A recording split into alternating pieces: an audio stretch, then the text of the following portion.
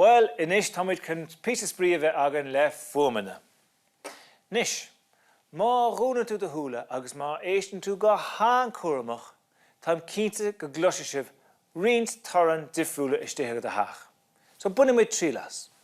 Dún do thuúla agus clúda iad más gá agus éistigí go cuaireamach agus aber an sin céad iad na fuaimeanna difriúla a chluiseann tú. Well, tá muidir lonathe nec na farraige an seo agus chúla me sin na tunta tíomh má. Cén tarann difriúla chúla tusa.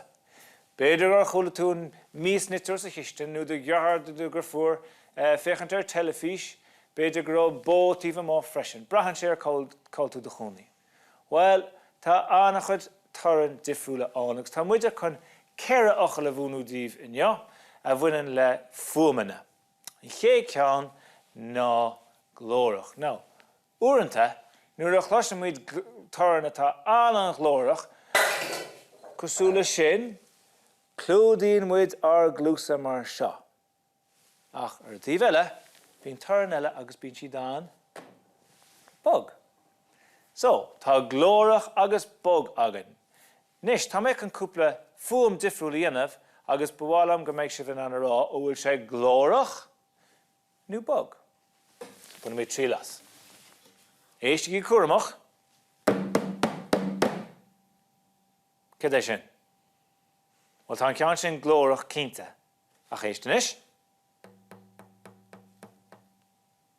Sin fuaim bog. Fuaim bog. Nis.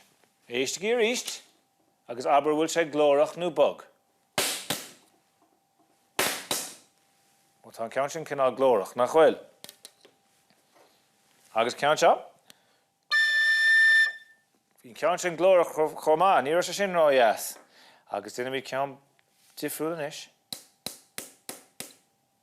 Bhín ceann sin cinál bog. Nis, so sin glórach agus bog, inis tá méid chun ard agus ísle a dhéanamh. Nis, seo é tarann ard. Agus ísle.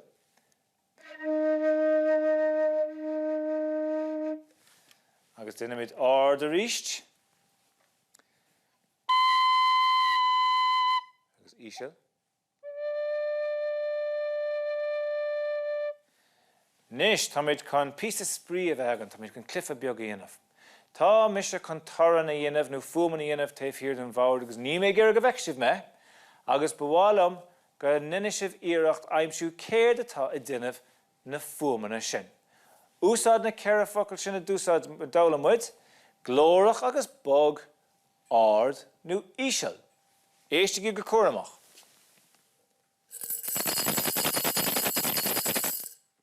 Bhín ceann sin cinál glórach nach rá, meas tú céad a bhí an. Airgid is de hebróca. Tá cinnte go bhfuair sa bhí ceann sin, tá bhfuil ceann sin seo. Éistigí ríist.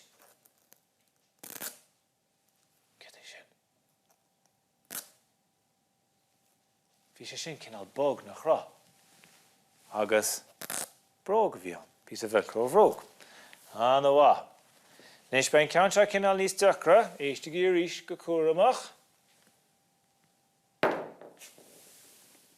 Níos mar an ceann sin ró glórach ach cloch a bhí an ag titim. Tá mé péir eile gaib, éistigí cuaireamach. Nis bhín ceann sin cinál bog, ach céad a bhí an. Lírót a bhí an. An bhá. Agus duine muid ceann amháin eile, cén focail a dúsáil sibh gur an ceann seo. Agus céirta an. Bhín ceann sin cinál bog freisin nach rá. Agus má bhuidéil isce a bhí an. So, nuair tá sibh tíomh maithne, nuair fiústas a teach, bígí géisteacht, céad iad na fuaimeanna difriúla a chluiseann sibh timpeall an tí. Bhfuil siad ard,